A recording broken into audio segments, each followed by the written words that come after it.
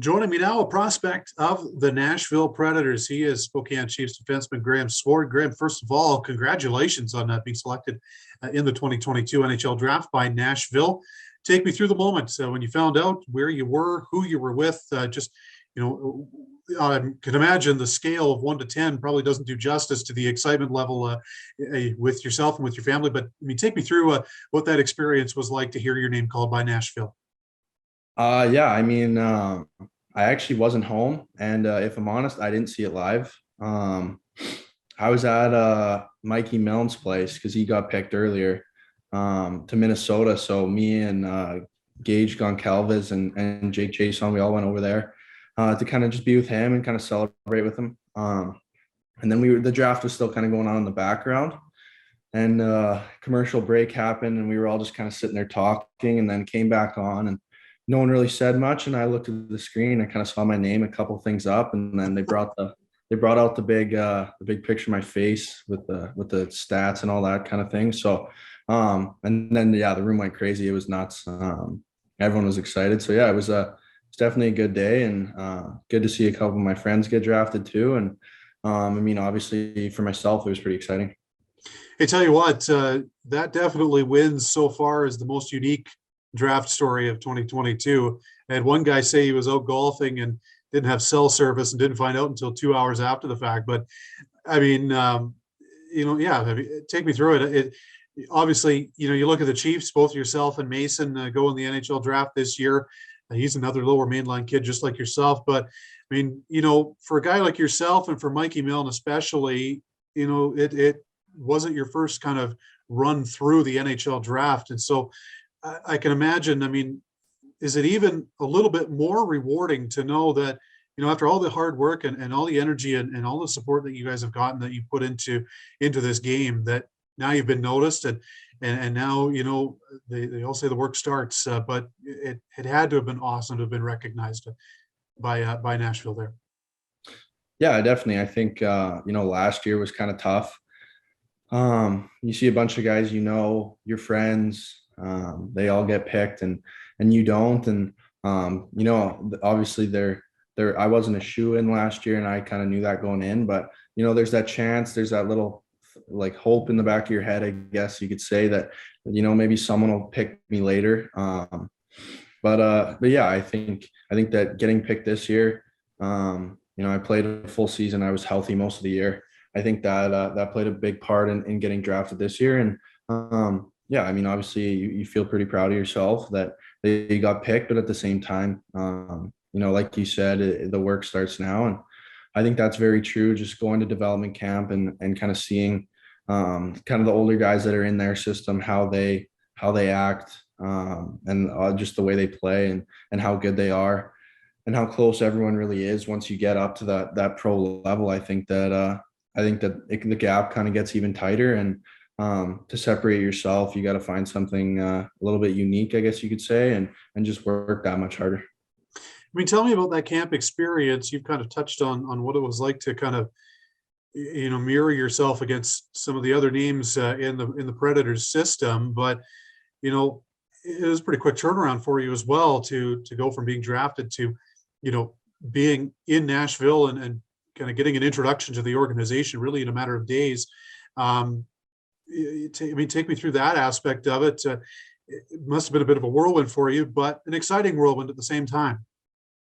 Yeah, I think you get picked and you're excited, and then it kind of sinks in, and then all of a sudden you're on a plane and you're headed to camp. So I think that it was exciting, just kind of going down there, seeing the city, what it was like, seeing the facilities they have, seeing kind of what they're all about. It was a lot of fun, and it was definitely exciting. But yeah, like you said, it was kind of a quick turnaround. One day you're celebrating, going out for dinner with your family, kind of that kind of thing, and then a day or two later, you're headed down there to perform. So I definitely think it was kind of a whirlwind of emotions and that kind of thing. But it was definitely exciting, and kind of just seeing what they're all about. It kind of gets you excited and makes you want to work that much harder, so that you have a chance to be there full time and not just head to a camp, but yeah, I had a great time down there. Besides the travel, getting there and getting home. I mean, obviously everyone knows what traveling's like these days. So that part of it wasn't too fun, but being in the city, being around the guys, the prospects that they have, and just kind of getting to know those guys, it was a great time, great experience.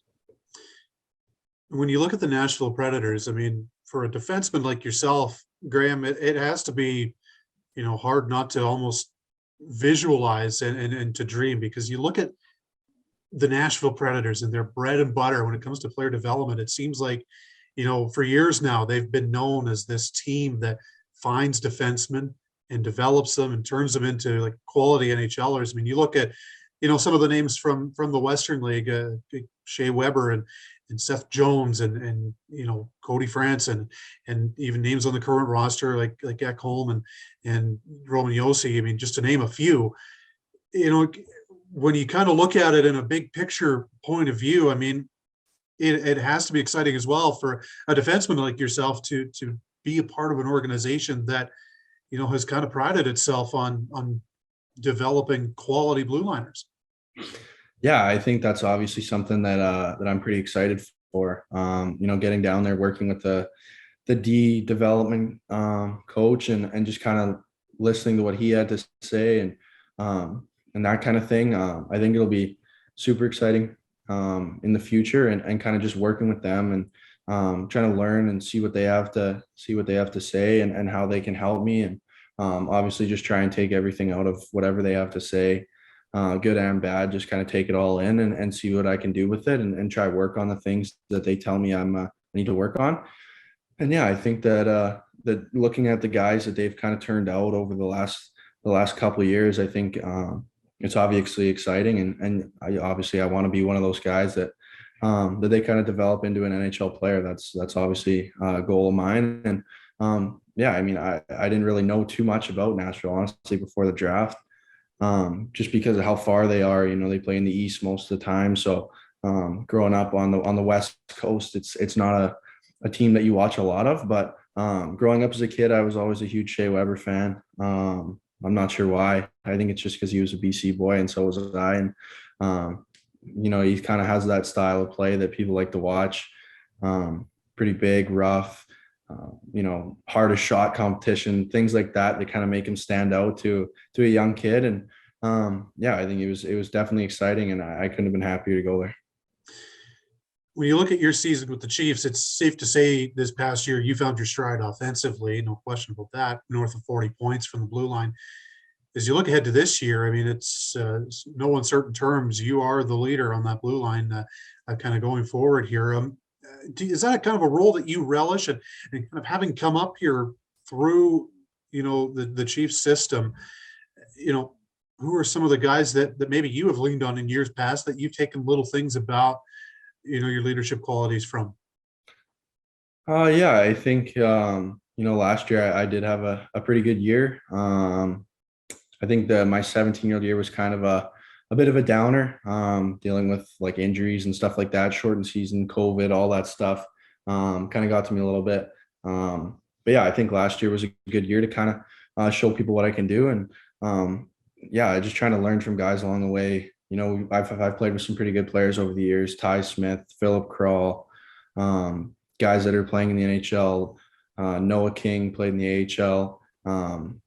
Just try to take everything I can out of the older guys from when I was young. And I'd ask them questions, or if I was kind of a little bit too nervous to ask, I'd just watch and see what they did. Watch them in the drills that we were doing, see how they kind of performed. And even now I'll talk to the other guys on the team, see if they got anything that I can kind of take out of their game and kind of put into mine, or kind of work on a little bit.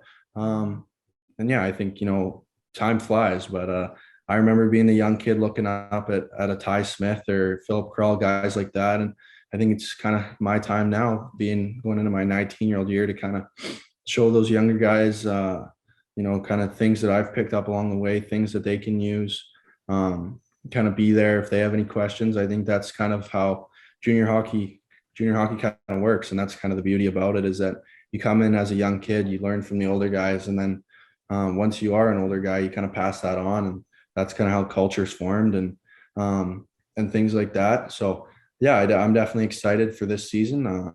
Kind of take more of a leadership role, and I think we'll be a decently young team again. So just kind of show those young guys things that I've picked up along the way, and hopefully they can use it. The last one for you, Graham, as we look now, we're speaking in late July here, just before the long weekend. But as we kind of look ahead to camp season, you get an opportunity to go back to Nashville, and then obviously, a chance to head to Camp Spokane too in advance of that. But as you kind of continue along here with your off ice or off season regimen, kind of coming out of last year, going into next year, what are some of the things that you're focusing on in order to take another step here this fall? Yeah, I think a big thing for me is just getting stronger, getting bigger. I have a decent sized frame, but I've never been a thick kid. Growing up, I was always pretty long and lanky. But yeah, I was never too thick, and I was never the strongest guy in the gym. So I think that's kind of something that I've been told over the past that I need to work on. And as you get older, you start to stop growing and start to fill out a bit. So that's kind of been a big thing for me this summer, is just putting on weight, trying to gain strength, that kind of thing, and then just keeping up with how I've kind of prepared for the season in years past. And obviously you work on your skills, different skill sessions, you power skate, work on your skating, kind of all the basic fundamentals of hockey that they're not, people don't really talk about them, and they're not glorified, but at the end of the day, that's what makes good players good, is kind of the basics. So just working on those things, and trying to get a bit stronger, a bit bigger was kind of my off-season goal. And I got a month here until camp. I'm excited to get back in Spokane. Kind of getting to that point now where you're just chomping at the bit for the season to start. So I'm excited to get things going, and yeah, I can't wait.